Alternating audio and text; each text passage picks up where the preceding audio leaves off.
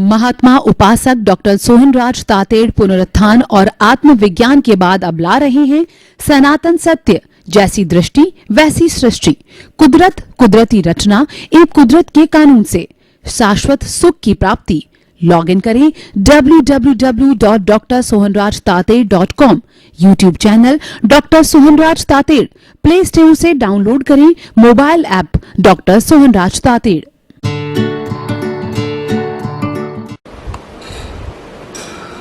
306 ओम ह्रीं नमो अरहन्ताणं ओम ह्रीं नमो सिद्धाणं ओम ह्रीं नमो आयर्याणं ओम ह्रीं नमो उवजायाणं ओम ह्रीं नमो लोये सवसाहुणं ऐसो पंच नमोकारो सवपावपणासनो मंगलाणं च सव्वेसिं पडमं हवै मंगलं पडमं हवै मंगलम्। ओम नमो भगवते वासुदेवाय नमः। ओम नमः शिवाय। जय सच्चिदानंद। भाइयों और बहनों, मातृशक्ति को नमन। आज का हमारा बहुत सुंदर विषय स्वद्रव्य पर द्रव्य। स्व का मतलब खुद का, पर का मतलब पराया। खुद का द्रव्य का अर्थ होता है खुद का सामान, खुद की वस्तु, खुद की चीज, उसको सब द्रव्य कहते हैं। पर द्रव्य दूसरे की वस्तु, दूसरे का सामान, दूसरा व्यक्ति, दूसरी बात, सब दूसरा, वह पराया। खुद का और पराया। खुद का मकान, किराए का मकान। खुद का मकान टेम्परेरी, खुद का मकान परमानेंट, पराये का मकान, किराए का मकान टेम्परेरी। तो आज हम स्वद्रव्य और पर द्रव्य की बात करेंगे। हमारे व्यवहार जगत के अंदर तेरा मेरा बहुत चलता है। मतलब मेरा और पराया। मेरा मतलब खुद का, मेरे बाल बच्चे, मेरा मकान, मेरा बैंक बैलेंस, मेरी धन, मेरी संपत्ति। पराया धन, पराया सामान, पराये का मकान और पड़ोसी, पड़ोसी का बैंक बैलेंस, पड़ोसी की फैक्ट्री, पराई फैक्ट्री, पराया घर। और जो है स्व का मतलब मेरा घर। यानी हम स्व पर पराये की वस्तुओं से, साधनों से बहुत परिचित है। लेकिन हमको रहना किसके साथ है, वो आज हम निर्णय करेंगे कि पराये के साथ रहना है या खुद के साथ रहना है। दूसरे के भरोसे चलना है या खुद के भरोसे चलना है। दूसरे की दया से चलना है या खुद के आत्मबल से चलना है। खुद के आत्मविश्वास के साथ चलना है या पराया चलाए जैसे चलना है। खुद के पैरों से चलना है या बैसाखी से चलना है। आप निर्णय करो। आप जीवन में एक लक्ष्य बनाओ कि स्वयं के साथ रहना है, स्वयं के साधनों से काम करना है या पराये की मदद, दूसरे के साधनों से मेरे को काम करना। तो इसलिए ये विषय बहुत सुंदर बन गया जब हम स्व और पर का जो है सांगोपांग विवेचन करेंगे।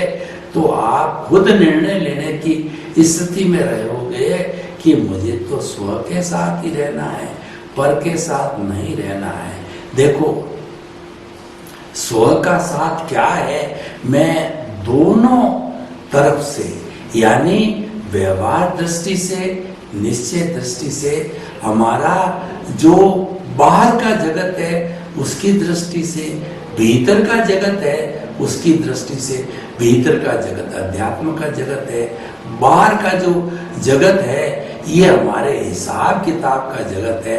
बाहर का जगत मनोरंजन का जगत है, भीतर का जगत आत्मरंजन का जगत है।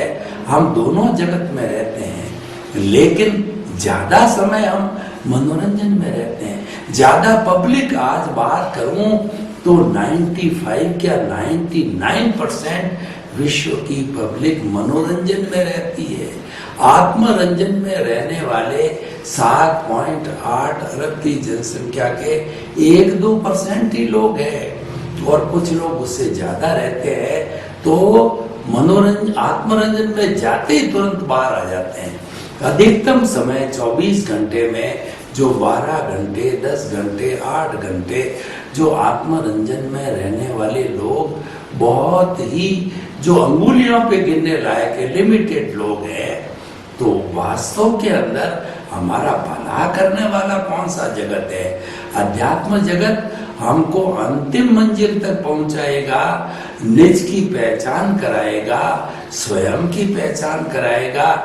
वो हमको इंट्रोस्पेक्शन, सेल्फ रियलाइजेशन, आत्मनिरीक्षण, आत्म परीक्षण कराने वाला कौन सा द्रव्य होगा? स्वद्रव्य होगा या पर द्रव्य होगा? स्वचिंतन होगा या पर चिंतन होगा?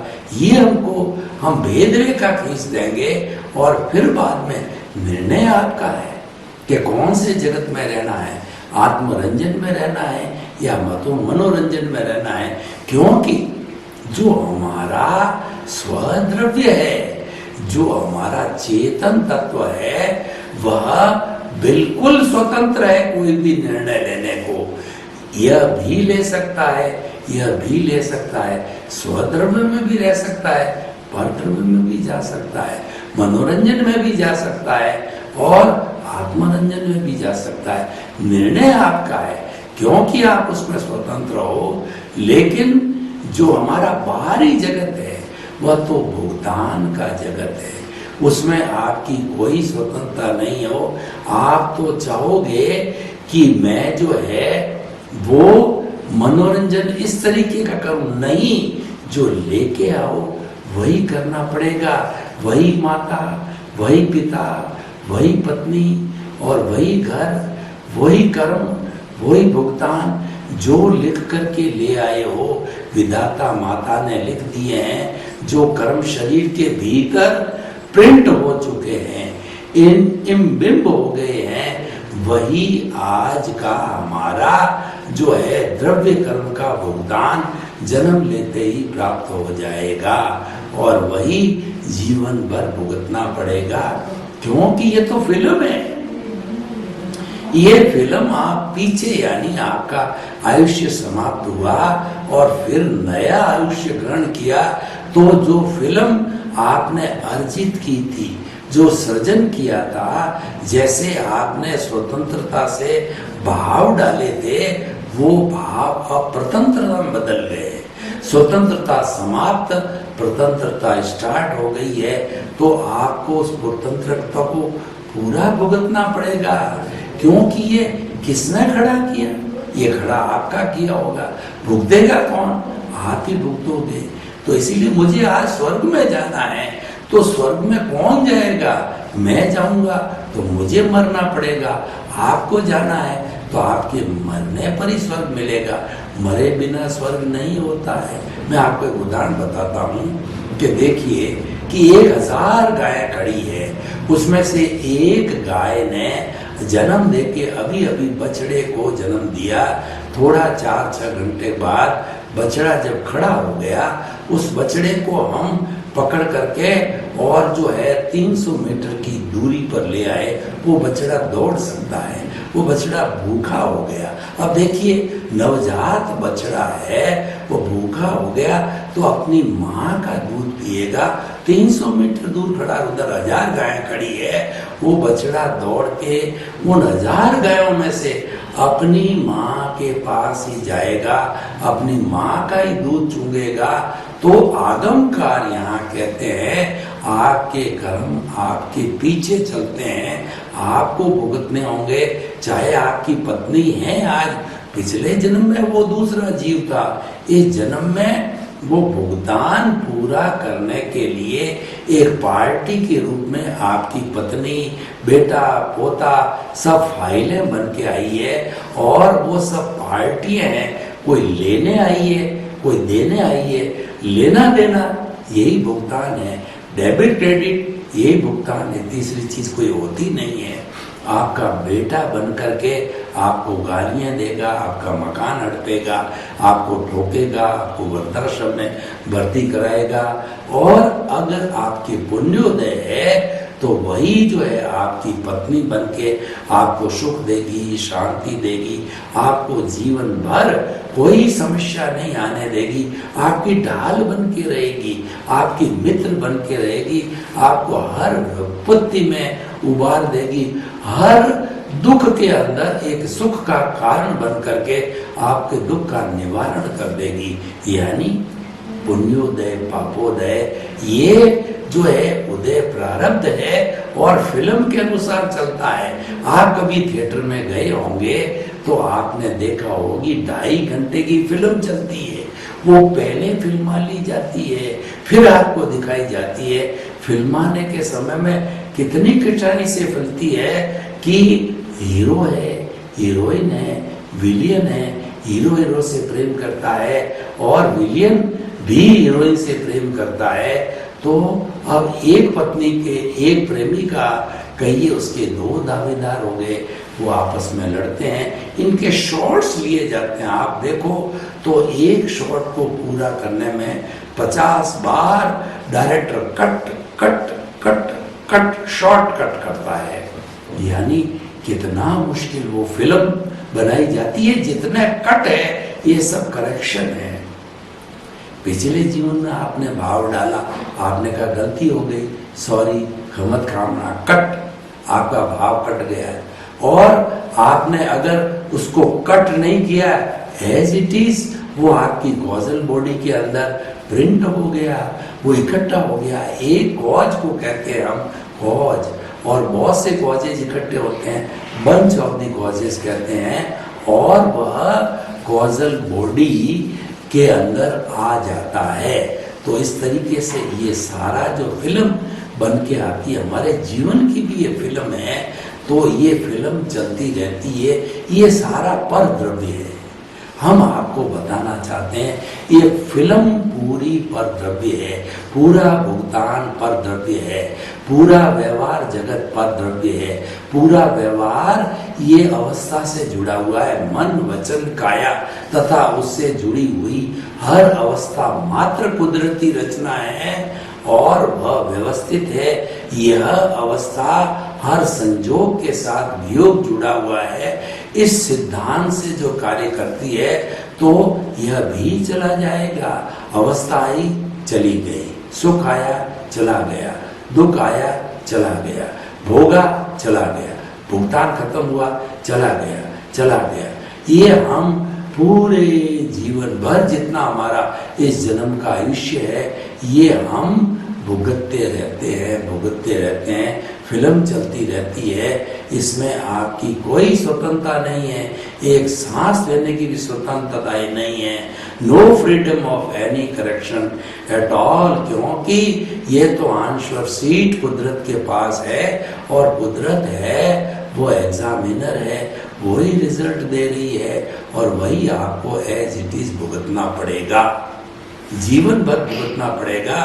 क्योंकि ये आपका पर द्रव्य है, ये टेम्परेरी है, ये नाशवान है, ये आता है जाता है। पर द्रव्य हम जन्म जन्मांतर में कई बार बन चुके हैं। सारी कॉजल बॉडी जन्म जन्मांतर से आत्मा के साथ चल रही है, वो सारा पर द्रव्य है। लेकिन वो पर द्रव्य क्यों चल रहा है, ये चिंतन करो कि जन्म जन्मांतर से पर द्रव्य इसीलिए चल रहा है कि हमारा स्वद्रव्य वो तो केवल हाजरी है, वह तो केवल आत्मा रूपी हाजरी है, लेकिन उसके साथ भाव जगत में वो हम स्वतंत्र है। तो हमने ध्यान नहीं दिया उस भाव जगत स्वद्रव्य के रहते हुए भी आपने पर द्रव्य खड़ा कर दिया। आप कॉजल बॉडी बनाते रहे और आपने कॉजल बॉडी नहीं बनाई, यानी आप जो है परद्रव्य का निर्माण नहीं कर रहे हो, सृजन नहीं कर रहे हो, तो आपकी ये पुरानी कॉजल बॉडी है, ये जन्म जन्मांतर की बर्फ की शिला की तरह कुछ 4-5 जन्मों के अंदर वो पिघल करके जीरो हो जाएगी और आप मुक्त हो जाओगे। अब मैं आपको कहना चाहता हूँ, ये मैंने सारी परद्रव्य की बात करी, एक आत्मा को छोड़ करके सारा संसार परद्रव्य है। और देखिए, आत्म तत्व की बात करें तो आत्माएं असंख्य अनंत है, और उनके भुगतान की जगह की बात करें तो वो 84 लाख जीवा योनियां बर्थ प्लेसेस के अंदर कर्मों का भुगतान करते हैं, लेन देन करते हैं, पोस्टमैन की तरह काम करते हैं, वो कर्मों की डिलीवरी करते हैं। पोस्टमैन क्या करता है? पोस्टमैन की ड्यूटी होती है कि वह हमको पत्र ला करके देता है, उस पत्र के अंदर दोनों ही बातें होती है, 50,000 का चेक भी होता है, 50,000 भुगतान करने का नोटिस भी हो सकता है। 50,000 का जो हमको चेक मिला वो हमारा पुण्योदय है, उससे हम एंजॉय करेंगे, और 50,000 का भुगतान करना है, यानी हम हमारे खाते से कहो, कमा करके कहो, सेवा दे करके कहो, नौकरी करके करो, जो भी साधन से करो, वो भुगतान आपको करना है, यानी वो आपका डेबिट खाता है, और जो चेक मिल गया वो आपका क्रेडिट खाता है, वो पुण्योदय या पापोदय, वो भुगतान दोनों करने पड़ेंगे। हम सारे प्राणी, असंख्य अनंत प्राणी कर्मों का भुगतान करते हैं, कोई निमित्त बन के करता है और कोई भुगत करके करता है। मुझे भुगतना है, बिना निमित्त के मैं कर्म नहीं भुगत सकता, उपादान तो मेरा है। आज मेरे जो है पुण्योदय पापोदय से वो खड़ा भी हो गया, जैसे मेरा पापोदय आज उदय में आ गया, तो उस पापोदय का अर्थ ये, कोई मुझे थप्पड़ मारेगा, कोई मुझे धक्का देगा, और वर्स्ट कंडीशन में कोई मेरा मर्डर भी करेगा, तो वो करने वाला तो चाहिए ना। तो वो करने वाले को हमारी जो हमारी कुदरत ने उसके आपके सामने पिस्तौल लेके खड़ा किया, और उसने आपको पिस्तौल से गोली चलाई, आप मर गए। वो चाकू लेके खड़ा है, उसने चाकू आपकी पेट के अंदर भोंक दिया और आप मर गए। अब उपादान आपका था, मृत्यु उसके हाथ लिखी हुई थी, यानी उसको निमित्त बनना था, तो निमित्त बन करके खड़ा हो गया और आपका भुगतान पूरा हो गया, आप मर गए। उसने भी कर्मों का भुगतान किया, आपने भी कर्मों का भुगतान किया, दोनों ने मिलके किया। निमित्त उपादान दोनों के मिले बिना भुगतान नहीं होता। ये सारा संचालन कुदरत करती है, अपनी रचना और कानून के अंतर्गत करती है, और यही सनातन सत्य है। और इस सनातन सत्य हमारी अल्टीमेट रियलिटी को हम जान करके, और हम जो है अपना दृष्टि विज्ञान अप्लाई करके, अपने रॉन्ग बिलीफ को समाप्त करके राइट बिलीफ लागू करके, हम शाश्वत सुख की नींव लगा करके शाश्वत सुख को जा सकते हैं। ये सारा स्वद्रव्य और परद्रव्य है। जितना जितना हमारा भौतिक जगत है, ये सारा परद्रव्य है, क्योंकि ये नाशवान है, ये सारा जड़ है।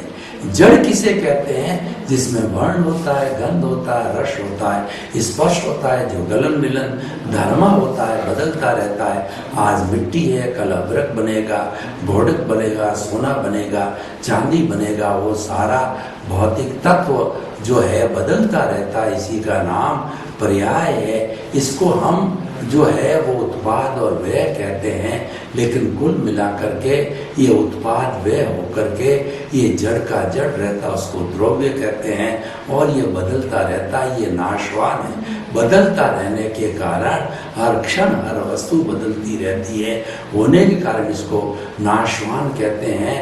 और जो संचरण करता है, जो संसार होता है, जो हर क्षण बदलता है, ये सारा पर द्रव्य का खेल है। सद्रव्य कभी नहीं बदलता, वो तो भूत में, भविष्य में, वर्तमान में, आज जो असंख्य अनंत जो है समय से वो एक सा ही रहता है, उसमें कोई बदलाव नहीं आता है। वो तो ज्ञाता दृष्टा और अनंत ज्ञान, अनंत शक्ति, अनंत सुख का धाम मूल अवस्था में आज भी है और करोड़ों करोड़ों साल पहले भी था। और जब तक हम मुक्त नहीं रहेंगे वो वैसा रहेगा, वो हाजिरी देता रहेगा। वो हाजिरी इसलिए दे रहा है कि उसने किसी समय में गलती करके और इस जड़ की हाजिरी आपने विटनेस दे करके जड़ को जो है अपने साथ में जोड़ दिया और तभी ये चलता रहता है। इसकी विटनेस चलती रहती है, इसकी हाजिरी से नया जड़ क्रिएट होता रहता है, पुराना खपता रहता है। यानी कॉजल बॉडी है, वही काम करने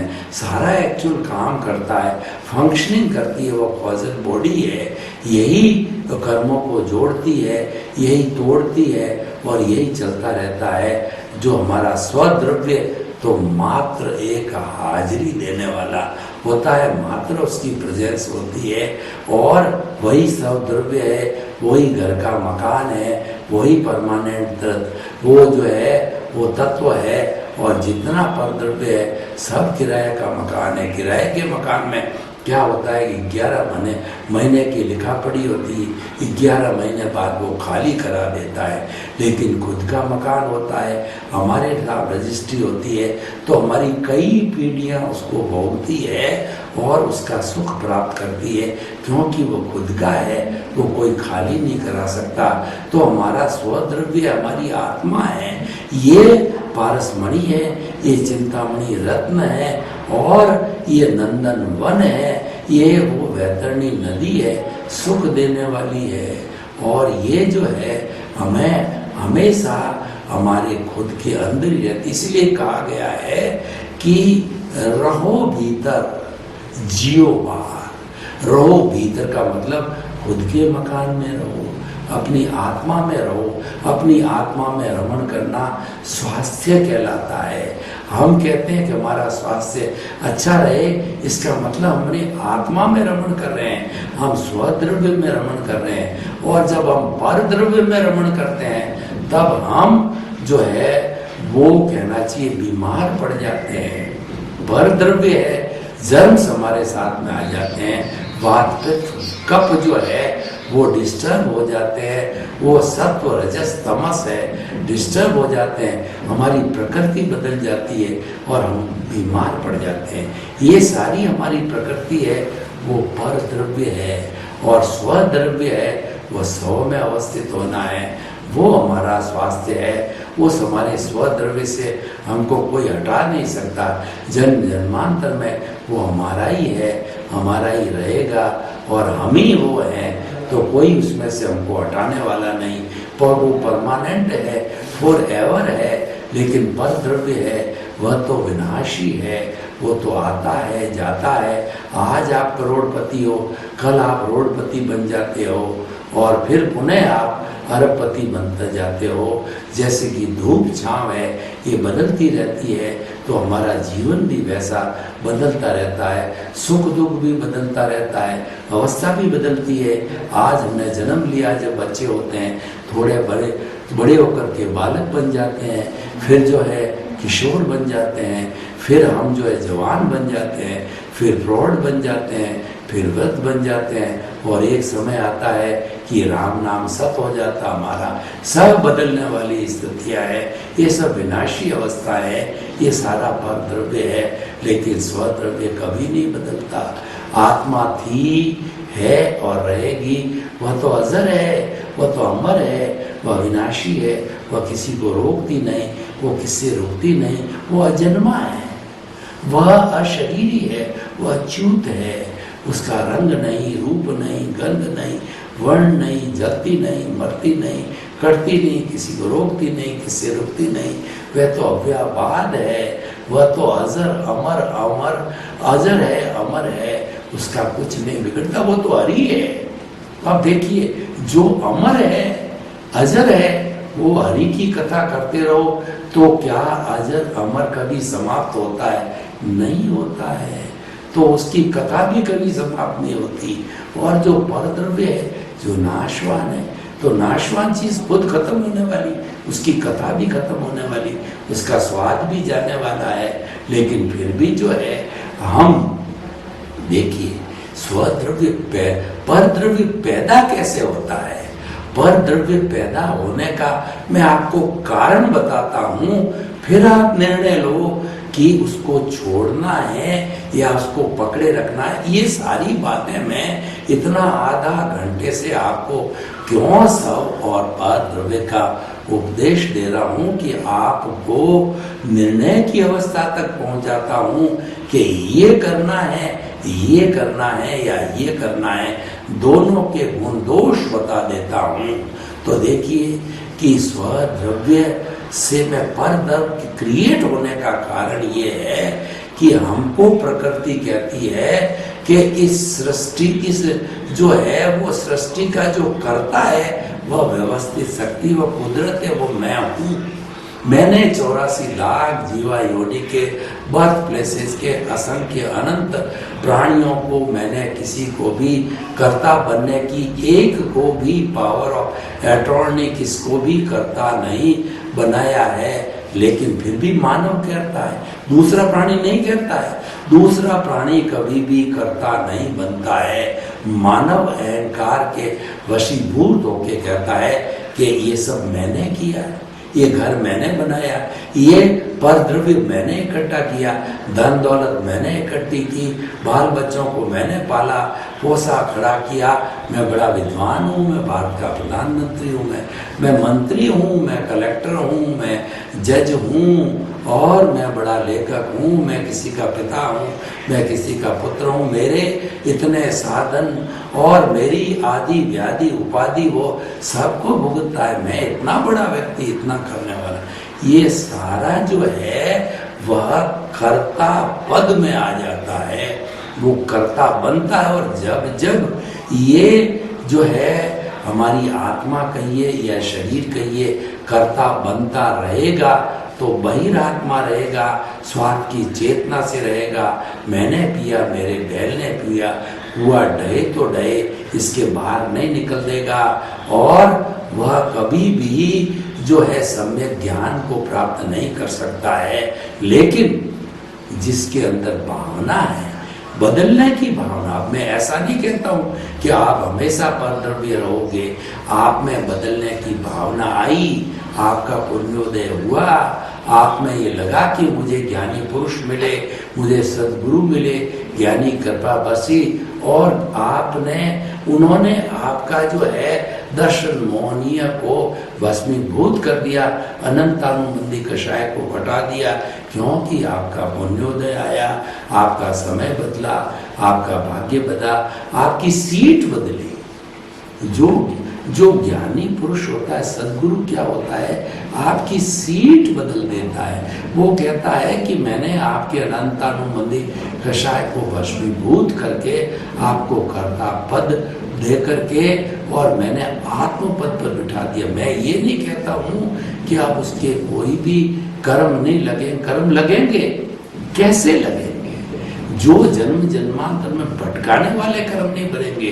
बहुत मामूली पीछे बचे हैं। दर्शन मोहनीय की 4 प्रकृतियां होती है, अनंतानुबंध है, भस्मीभूत हो गया। उसके बाद के अंदर अप्रत्याख्यानी, प्रत्याख्यानी और स्वजलन प्रकृतियां बाकी है। लेकिन वो है कैसी? वो होती है कोमल लकड़ी के अंदर लकीर खींचने के बराबर, इधर से खींची उधर से मिट गई। या जो है आपकी बालू रेत के अंदर मिट्टी खींची तो इधर खींची, थोड़ी देर बाद मिट गई। और पानी की रेत स्वजलन, जो पानी में जो है लकीर खींचने के समान आया और गया। यानी कि आपका वो ऐसा मामूली सा दर्शन मोहनीय बाकी है जो कि समाप्त होते ही वह जो है वह आपको जो है चारित्र मोहनीय प्राप्त हो जाएगा। चारित्र मोहनीय कब प्राप्त होता है, समाप्त कब होता है? जबकि आपका आप में वो जो हमारे जो है ज्ञान देने के बाद में हमारी प्रज्ञा जागृत होती है। प्रज्ञा के जागृत होते ही हमारे को जो है वह सारा मिल जाता है जो हमें चाहिए। तो इस तरीके से हम यानी पर द्रव्य की समाप्ति हो जाती है। सर्वे सब द्रव्य में रहना हम प्रारंभ कर देते हैं। सर्वे भवन्तु सुखिनः सर्वे सन्तु निरामयाः। लोक के सब जीवों को सुख मिले, शांति मिले, आनंद मिले, उनको स्वद्रव्य, उनको अपनी आत्मा मिले। आपके प्रति मंगल भावना, शुभकामना। ओम शांति। महात्मा उपासक डॉक्टर सोहनराज तातेड़ पुनरुत्थान और आत्मविज्ञान के बाद अब ला रहे हैं सनातन सत्य, जैसी दृष्टि वैसी सृष्टि, कुदरत, कुदरती रचना एवं कुदरत के कानून से शाश्वत सुख की प्राप्ति। लॉग इन करें www.drsohanrajtated.com। YouTube channel doctor Sohanraj Tated, play store से डाउनलोड करें mobile app doctor Sohanraj Tated.